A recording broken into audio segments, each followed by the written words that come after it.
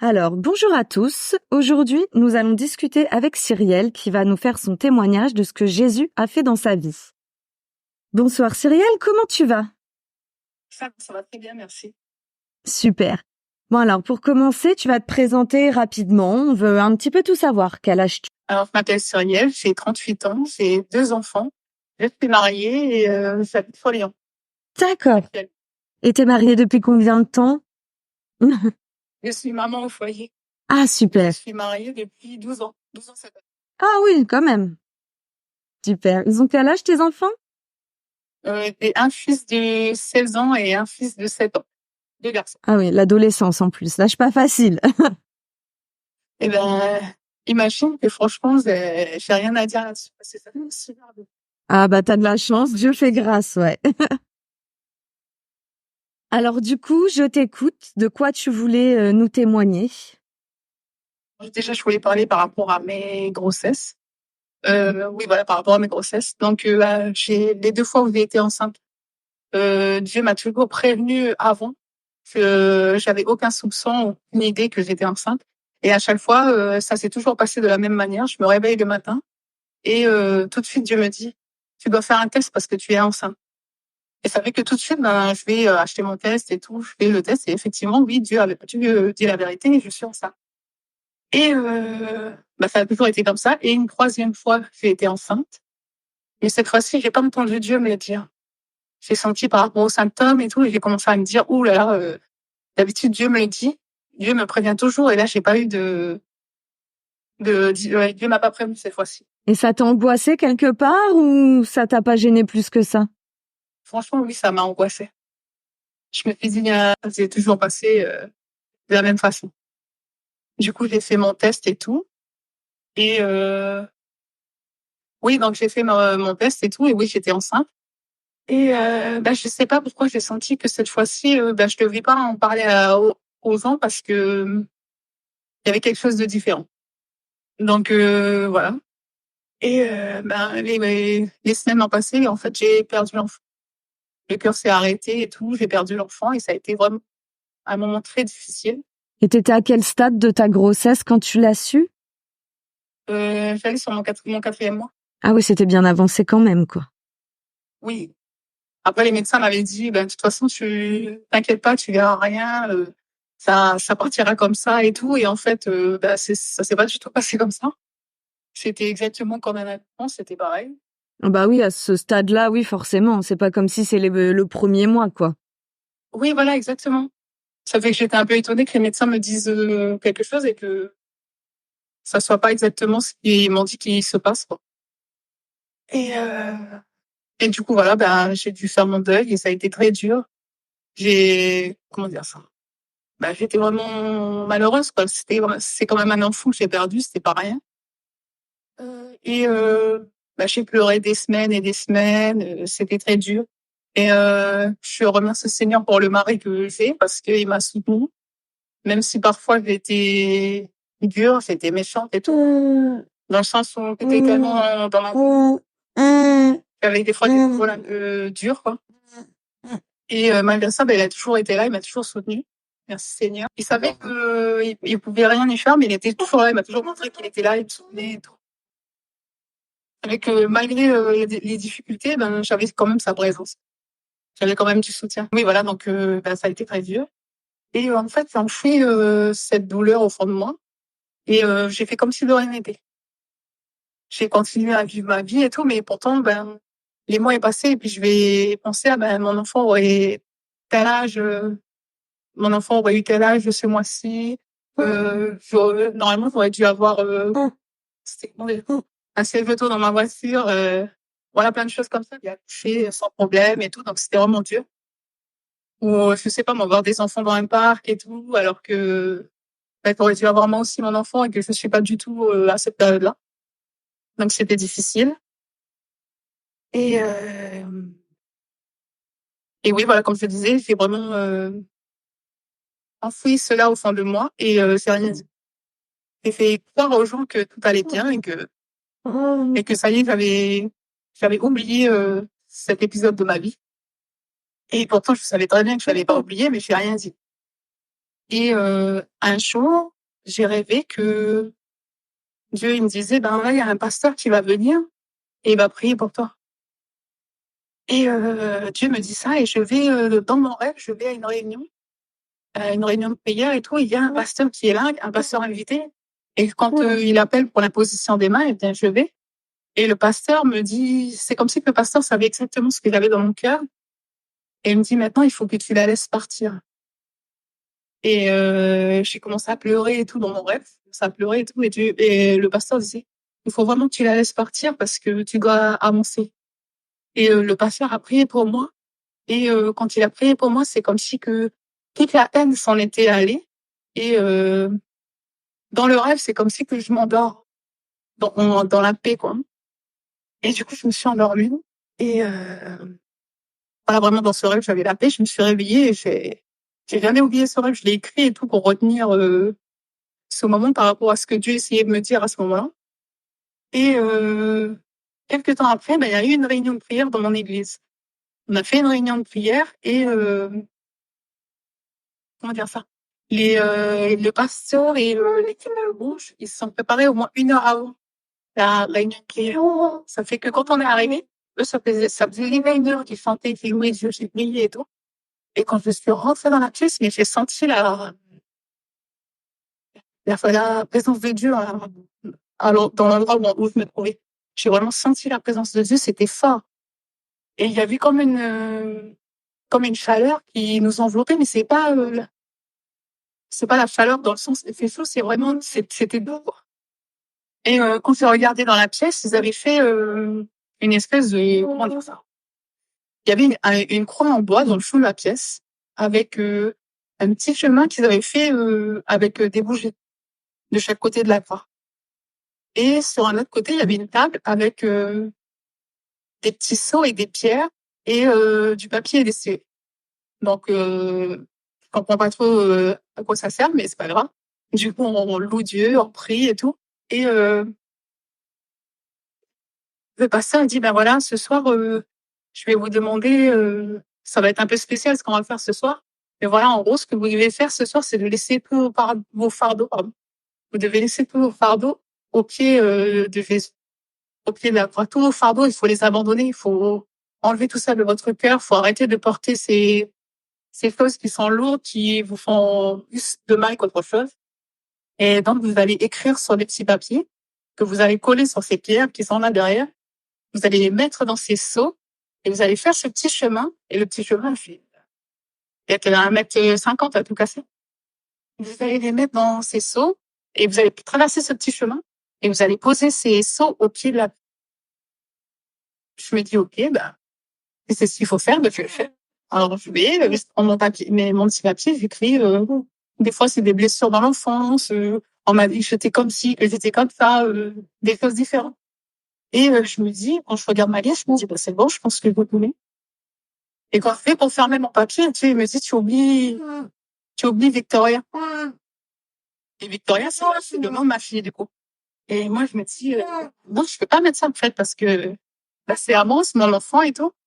Et comment dire ça? Et du coup, bah, je veux pas l'écrire. Et Dieu me dit, si, c'est le moment. Tu as eu ce rêve, je t'ai donné ce rêve où le pasteur paye pour toi et c'est le moment où tu dois écrire sur ce papier, tu dois la laisser partir. Et c'était vraiment dur pour moi, c'était très difficile, ça fait que j'ai écrit son nom. Mais, comment dire? J'avais l'impression que le stylo était lourd, que c'était compliqué d'écrire juste quelques lettres sur un papier. Donc, du coup, je l'ai écrit. Je l'ai mis sur cette pierre que j'ai rajoutée dans ce petit seau et puis il y avait une petite pierre. Et juste le chemin pour aller jusqu'à la croix, c'était Long. c'était vraiment très dur pour moi. Pourtant, comme je vous dis, il y avait que 1,50 m. Et j'avais l'impression que c'était un marathon pour aller jusqu'à cette croix parce que vraiment, je voulais pas laisser ce fardeau. En fait, je voulais le garder pour moi. Et du coup, bah, j'ai déposé ce petit seau au pied de la croix. J'ai remercié Dieu parce qu'il prenait ce fardeau à ma place. Et après, ben, j'ai pleuré toute la soirée. C'était horrible. J'ai fait que pleurer. J'arrivais pas à m'arrêter de pleurer. Et le Seigneur a dit maintenant, il faut que tu ailles voir le pasteur qui prie pour toi. Parce que c'est le moment. Comme dans le rêve, c'est le moment. Donc, du coup, le pasteur a prié pour moi. Et il a vraiment prié pour moi. Et c'est vraiment le moment où j'ai laissé mon enfant partir, en fait. Le moment où je vais pas dire que j'étais d'accord avec ça, mais ça a été le moment où il a fallu, pour moi, c'était comme si c'était un enterrement, en fait. C'était pareil. Et du coup, le pasteur a prié pour moi et j'ai senti toute cette peine s'en aller, en fait. Toute cette peine s'en est allée et je suis rentrée chez moi, j'étais vraiment soulagée. Je sais que ça irait beaucoup, pardon. Je sais que ça irait beaucoup mieux dans les jours suivants. Et du coup, les jours ont passé, les semaines ont passé. Et la douleur que j'avais auparavant, ben, j'avais plus cette douleur, en fait. Et j'ai remercié Dieu pour cela.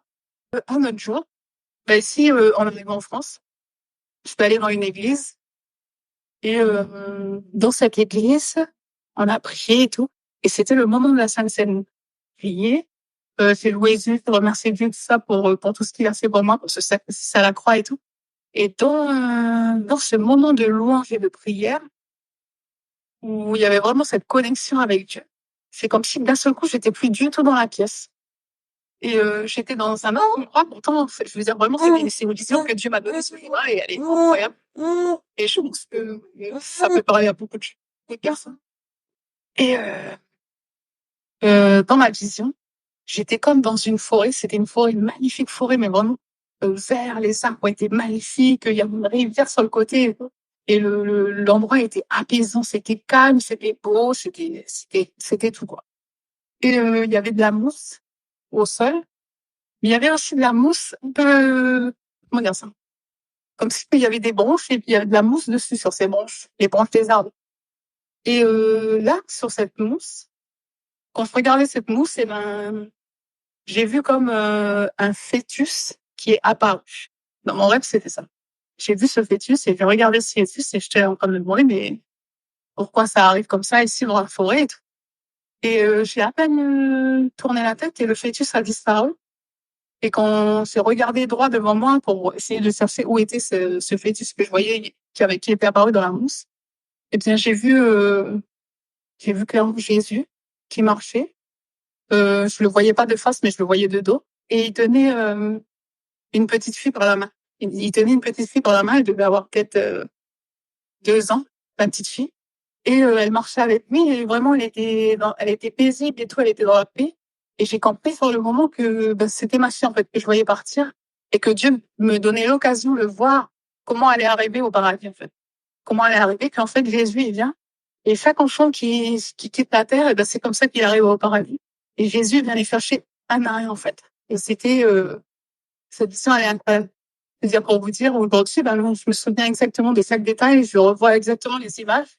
Et cette vision, ça m'a donné encore plus la paix. Peut-être que des fois, je vais parler de mon enfant et je vais être triste. Je sais pas, je vais être triste, mais il y a une petite douleur, je suis émue plutôt. Émue, voilà, c'est plutôt ça.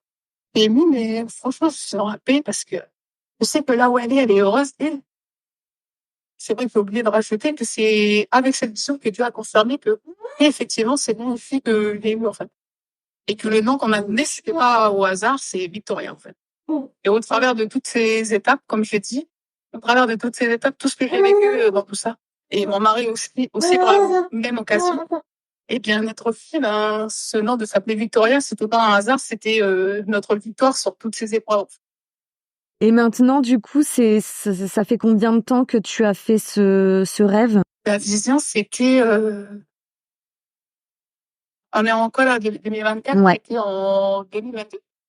Donc ça fait 2 ans et tu te rappelles toujours parfaitement des détails de tout ce que tu as vu, quoi. De tout ce que j'ai vu de l'endroit, à quel point il est magnifique. Je veux dire, si nous, ici, sur Terre, on est triste et tout, en pensant à nos enfants qui sont partis, mais nos enfants, ils sont tellement marqués, ils sont dans l'insouciance, ils sont dans la joie, et c'était incroyable. Puis ce qui est, je trouve, incroyable dans ton rêve, c'est que on s'imagine toujours que si on perd un enfant déjà né, on lui a donné un nom, il est reconnu légalement, donc on a plus de facilité à se dire bon bah voilà, mon enfant est avec Dieu, mais quand l'enfant est encore au stade de fœtus, je pense que ça arrive à beaucoup de femmes et que toutes se posent la question de se dire mais l'enfant n'est pas reconnu légalement, il n'a pas de nom, qu'est-ce qu'il advient de cet enfant? Est-ce qu'il est avec Dieu? est-ce qu'il a vraiment vécu ou pas? On se demande si on n'est pas un peu folle. On se dit, je me suis attachée. Mais de toute façon, si tu en parles aux gens, tout le monde va te dire, ah, c'est qu'un fœtus, c'est qu'un fœtus. Comme si l'enfant, ta peine n'était pas légitime, que l'enfant n'était pas vraiment là. Et je trouve que c'est super encourageant pour toutes les mères qui vivent des drames comme celui-là.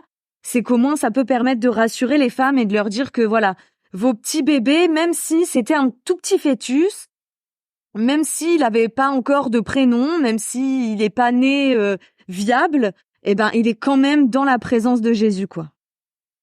Et, clairement, parce que c'est vraiment ce qu'on m'a dit, je veux dire le personnel médical et tout, c'est exactement ce qu'ils m'ont dit. C'est rien, c'est pas grave, c'est qu'un fœtus, tu sais, t'en auras d'autres tes bébés. Voilà ce qu'on m'a dit, t'en auras d'autres, c'est rien ça.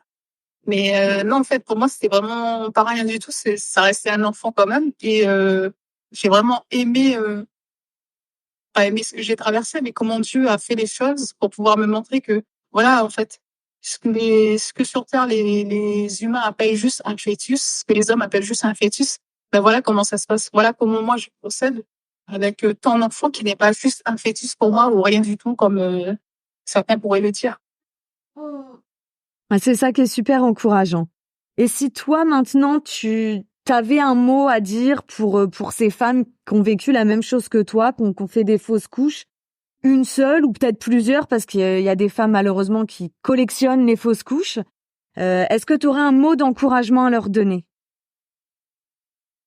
Là clairement, là, tout de suite, je suis un peu, je sais pas trop quoi dire, mais franchement, mais attachez-vous au Seigneur parce que je pense que c'est la meilleure façon pour vous de traverser ces épreuves. Je peux pas vous dire pourquoi ça arrive, pourquoi on perd des enfants. Je sais pas pourquoi ça arrive. Franchement, j'ai pas de réponse là-dessus. Mais attachez-vous au Seigneur parce que c'est vraiment lui qui va enlever cette peine, qui va diriger toutes choses et vous savez pas en fait ce qui peut arriver par la suite. Je veux dire, des fois, on reste que sur la perte qu'on a tout de suite. Mais on ne sait pas ce que Dieu a préparé pour nous dans les jours qui suivent, dans les semaines, les mois, les années. On ne sait pas du tout. Et il faut pas rester sur un échec. Et je veux aussi dire que c'est pas de votre faute, en fait. Parce que dans le sens où, je veux dire, moi, je me suis dit que j'étais pas du tout capable de mener une grossesse à bien, que vraiment c'était nul. Je me suis dénigrée. Et vraiment, non, c'est pas de votre faute. On sait pas pourquoi ça arrive, mais voilà. Accrochez-vous au Seigneur, franchement, et puis vous verrez par la suite ce que Dieu fera pour vous. Ouais, c'est très bien ce que tu dis parce que c'est vrai que il y a toujours ce sentiment de culpabilité en fait. On cherche toujours à se dire mais pourquoi? Qu'est-ce que j'ai fait de mal? Pourquoi mon enfant je l'ai pas en fait? Et t'as raison, c'est vrai que c'est même les médecins le disent, hein, ils ont eux-mêmes pas de raison médicale à donner. Donc c'est important de le souligner. Et franchement, pour ça, c'est vrai parce que j'ai essayé de chercher tout. J'ai tout, comment dire ça? J'ai tout détaillé ce que j'ai réussi. Est-ce que c'est parce que j'ai mangé ceci? Est-ce que c'est parce que j'ai lu cela? C'est parce que j'ai été à tel endroit ou j'ai trop fait ceci ou trop fait... Non, pas du tout, en fait. Ça arrive, on peut pas expliquer. C'est inexplicable, en fait. Mais l'important à retenir dans ton histoire, c'est que quand même, c'est assez traumatisant. T'as pas eu non plus la chance de tomber sur les bons médecins, diplomates qui savent t'expliquer les choses en douceur. Mais malgré tout ça, Dieu a quand même réussi à guérir ton cœur de cet épisode dramatique et traumatisant, quoi. Euh, pour épisode dramatique, mais clairement, parce qu'on m'a dit, ah, ben, certainement parce que tu ne voulais pas, en fait, cet enfant, c'est pour ça que son cœur est battu. Voilà ce que le médecin en face de moi m'a dit. Et je dis, ben non, c'est pas du tout ce que je pense. En fait, voilà, c'est sûr que j'ai été surprise d'être enceinte, mais j'ai jamais dit que je voulais pas cet enfant. Donc, limite, le médecin a dit, ben, c'est ta faute, en fait, parce que c'est toi qui voulais pas l'enfant. Mmh. Et c'est vraiment horrible de faire ça. Bah oui, comment un médecin, c'est pas, même s'il le pense, enfin, c'est même pas professionnel de le dire, il a pas apporté de jugement. Donc là, c'est une grosse faute professionnelle. Et au-delà de ça, t'aurais pu même avoir une haine phénoménale envers tous les médecins et te dire plus jamais je verrai un médecin de ma vie. Oui. Clairement, oui. Surtout que j'y allais pour, vous savez, la première échographie. Donc, c'est un moment de joie que je partage avec mon mari. Je vais pour ça et tout. Et on a hâte et tout. de ce que le médecin va nous dire et on ressort avec, on a été sommés en fait. Ah bah oui, je te comprends. Et là, c'est vrai ils ont pas du tout eu la bonne réaction. Mais c'est pour ça il y a des femmes qui restent pour moins que ça traumatisées pendant des années et des années. Mais voilà, la grâce de Dieu fait toute chose en son temps. Et Dieu avait, de toute façon, il était au contrôle de tout du début à la fin, il t'a même précisé le cheminement. Il savait, il t'a dit clairement, je vais utiliser tel pasteur à tel moment pour te parler, pour te guérir, quoi. C'est pour ça aussi que je dis vraiment accrochez-vous au Seigneur, même si c'est dur, si c'est vous êtes dans la douleur et tout le deuil, c'est compliqué, mais accrochez-vous à Dieu parce que lui, il va régler toutes les choses une par une. Je sais pas comment expliquer ça. On va dire que c'est un peu comme un puzzle, mais il met chaque pièce en place pour que tout soit parfait. Et je sais que cette épreuve, elle a été dure pour moi, mais je sais aussi que elle va aider d'autres personnes en fait. C'est ça. J'ai pas traversé ça par hasard, que c'est pour aider d'autres femmes qui ont traversé exactement la même chose. Bah, c'est pour ça que moi je te félicite pour ton témoignage et ton courage, parce que je sais qu'il y a énormément de femmes qui vivent une situation similaire. Malheureusement, c'est un sujet qui est, je trouve, assez tabou encore dans notre société. On en parle, mais on reste très vague là-dessus, et les femmes ont beaucoup de mal à se livrer en détail, à expliquer réellement ce qu'elles ont ressenti. Parce que c'est vrai que même des fois, ta propre mère est capable de te dire que bah c'est rien, t'en feras un autre, c'est juste un fœtus, des choses comme ça, et ça rajoute une peine supplémentaire. Donc je sais qu'il y a beaucoup de femmes qui n'osent pas exprimer ça. Et au nom de toutes ces femmes, eh ben je te remercie d'avoir témoigné pour elles, et j'espère vivement que ce témoignage va encourager plus d'une femme. Moi aussi, j'espère. Et mais je pense que dans la perte d'un enfant, c'est quand même une partie de nous-mêmes qui s'en va. C'est pas juste ça. Je comprends pas en fait. Je veux dire, je sais pas si auparavant j'étais dans cet état d'esprit de me dire que ben c'est rien, la personne elle a juste fait une fausse couche, c'est pas grave, elle en aura d'autres. J'espère vraiment que j'ai pas été comme ça, mais vraiment que les gens aient de la considération pour les personnes qui perdent un enfant, parce que même si c'est pas c'est pour un enfant qui avait 3 ans ou un enfant qui est mort à la naissance, même si c'est juste, comme on dit, un fœtus, mais c'est vraiment une douleur en fait, c'est vraiment une épreuve très dure que les personnes vivent, et que les gens aient de la considération, qu'on comprenne que c'est pas juste une banalité qui vient d'arriver, non, que franchement, comment dire ça, qu'on soutienne les personnes qui passent par cette épreuve en fait. Et puis peut-être aussi qu'on soit un peu moins maladroit, parce que souvent les gens y croient vraiment t'aider quand ils te disent c'est pas grave, t'inquiète pas, la prochaine ce sera la bonne, c'était juste un fœtus, le vaut mieux que ça arrive maintenant que plus tard. Ça part d'un bon sentiment. Malheureusement, il faut que les gens comprennent que ça rajoute une couche et que c'est pas les bons mots pour aider. C'est pas parce que tu veux en avoir un autre, je remplace pas un enfant par un autre enfant. C'est pas parce que j'en aurai un autre que je vais oublier celui-là. Enfin, les gens sont souvent très très maladroits. Donc quand on sait pas quoi dire, vaut mieux ne rien dire et juste prendre la personne dans ses bras, lui dire que ça va aller, qu'on la comprend et qu'on est là, que de rajouter des phrases en trop et qui peuvent blesser plus que c'est nécessaire, quoi. Vraiment, pour ma part, quand les gens m'ont dit ça, quand on m'a dit c'est pas grave, t'en auras un autre, c'est rien, comme tu dis, parce que je l'ai eu cette phrase, c'est rien, il peut-être valait mieux que ça arrive maintenant que plus tard. Et à partir de là, je préférais ne plus en parler et puis garder ça pour moi. Et du coup, je pense que c'est pire en fait. Que les personnes comme ça pour elles, c'est pire, c'est comment dire ça, c'est comme du poison quelque part. Parce qu'en plus, tu l'as porté chez toi et comme tu dis, Dieu t'a fait grâce d'avoir un mari quand même compréhensif, qui a compris ton état, qui a supporté ton caractère après tout ça. Mais si ton mari t'avait pas compris ou n'avait pas partagé ta foi, voilà, ça aurait été un autre couple. Peut-être que le mari aurait dit bon bah si juste une épreuve elle réagit comme ça, moi je la quitte, c'est terminé. Et t'aurais pu te retrouver complètement seule avec tes enfants et un enfant perdu, et débrouille-toi, quoi. Ça aurait pu être beaucoup plus grave, le fait de t'être enfermé, alors que quand on a les personnes à qui on peut se confier, qui savent nous réconforter, ça aide aussi un peu le mari qui, bah, lui aussi, a perdu un enfant. il vit la douleur avec toi. Donc heureusement Dieu a fait grâce et il a donné à ton mari les capacités pour vous deux au final quoi. Seigneur, parce que franchement, je sais pas où j'en serais aujourd'hui si mon mari n'avait pas eu les épaules pour me soutenir, quoi. Oui, parce que c'est vrai qu'on oublie souvent aussi cette peine des hommes. On se dit oh c'est un homme, il voit pas ça comme nous. Mais c'est vrai que pour lui, j'imagine que ça a pas dû être simple non plus. Il faut retenir sa femme dans sa douleur, la soutenir, l'empêcher de sombrer, alors que bah peut-être lui aussi avait quelque part ces moments de faiblesse, ces moments où il s'est dit bah pourquoi nous quoi. Et après, c'est vrai ce que tu dis, parce que franchement, j'ai été égoïste sur ce point-là, dans le sens où c'est moi qui porte l'enfant, c'est ma douleur, tu peux pas comprendre et tout, tu vois. Alors que, ben si, mon mari aussi il a un enfant, donc il comprend exactement la douleur que je ressens, quoi. Mais après, je pense que t'as vécu ça aussi parce que il faut dire ce qui est, c'est assez traumatisant. Toi, tu t'attendais à prendre des médicaments, à avoir des règles, perdre du sang et que tout se passe normalement. Et au final, bah quand on s'attend pas à vivre quand même, ça fait l'effet d'un accouchement au stade où tu en étais.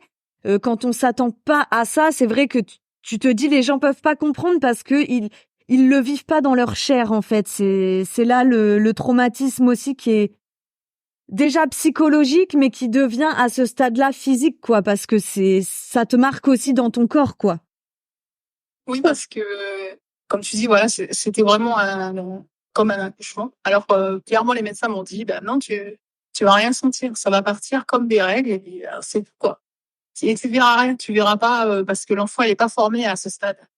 Voilà ce qu'on m'a dit. Et, ben, non, pas du tout. En fait, j'ai quand même fait une hémorragie. J'avais des contractions, et, après, désolée pour ce que je vais dire, mais, j'ai tenu mon enfant dans ma main. Et mon enfant était formé, il avait un visage, il avait des mains, il avait des pieds, c'était un bébé, quoi, clairement. Donc, l'histoire de fœtus et tout, on dit que c'est rien, tu verras rien. Non, non, c'est pas vrai, en fait. Ouais, puis je pense que c'est d'autant plus traumatisant que effectivement quand tu le vois pas, je pense que voilà, tu l'as perdu sans le perdre parce que tu l'as pas réellement vu. Que là, bon, tu l'as vu, comme tu dis, tu l'as tenu dans ta main, mais en même temps, on peut pas à ce stade enterrer l'enfant, donc tu le perds sans le perdre parce que comme tu l'as dit toi-même, il a fallu que tu voies le pasteur, que le pasteur prie pour toi pour avoir ce sentiment d'avoir fait comme des obsèques pour ta fille en fait quoi. Et pour ce point précisément, ben, c'est très important que les femmes, que les mamans qui ont perdu un enfant, ben, qu'elles fassent un, je vais pas dire un rituel, je sais pas comment dire ça, mais un petit truc pour avoir cette image qu'on laisse partir notre enfant. C'est que des gens qui font juste un petit truc un ballon avec un petit papier au bout du ballon avec écrit le nom de l'enfant et tout. Et le fait de laisser le ballon s'envoler, en fait. Mais je pense que rien que ça, mais ça peut être c'est comme une thérapie, en fait. Oui, faire un petit geste symbolique quoi. C'est juste symbolique pour se dire que voilà, on laisse partir notre enfant. Parce que si on fait pas ça, mais on va toujours vouloir le garder pour nous. Et la douleur, en fait, elle sera toujours vive, même si les années, elles passent, parce que clairement, il s'est passé entre-temps 4 ans et j'étais toujours dans le même état, dans la même douleur et tout. Donc, il faut vraiment faire cette étape. Bon, après, c'est sûr, avec le Seigneur, hein, on ne faut pas aller une étape n'importe comment. Demander au Seigneur, ben voilà, je te laisse cet enfant, je le laisse partir, je le remets entre tes mains, en fait. Et faire ce petit truc comme je dis, soit un ballon, je sais pas qu'est-ce qu'on pourrait trouver d'autre comme petit cérémonial, en fait. Et pour tes autres enfants, du coup, t'as géré ça comment? Tu leur as expliqué? Tu leur en as pas parlé du tout? Mais mon fils il avait 2 ans à ce moment-là. Donc, il était pas trop dans ça, mais c'est plus mon fils de 16 ans maintenant. Qui lui, oui, il a bien compris ce qui se passait parce qu'il a fallu me faire aller à l'hôpital et tout. Pour le curetage et tout, comme je faisais une hémorragie. Donc, ça a été compliqué tout ça. Et en plus que, entre parenthèses, c'est en train d'accoucher à la maison.